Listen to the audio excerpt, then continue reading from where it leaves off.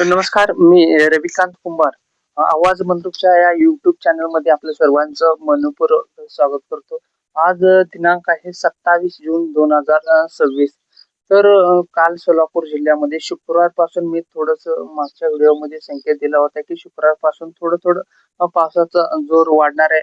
म्हणजे 30 जूनपर्यंत ज्या जिल्हे राहिलेले आहेत महाराष्ट्रातील त्या सर्व जिल्ह्यामध्ये पाऊस होईल असा एक मी अंदाज दिला होता.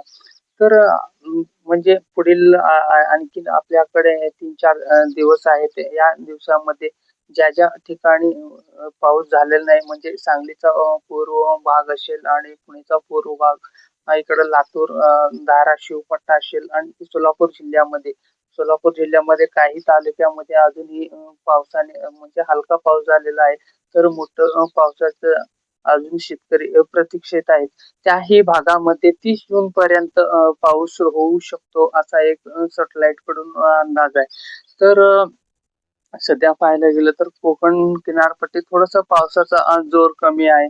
तर पुढील 4-5 दिवसामध्ये त्याही भागामध्ये पावसाचा जोर वाढणारा असल्याचा एक सॅटेलाइट कडून अंदाज आहे.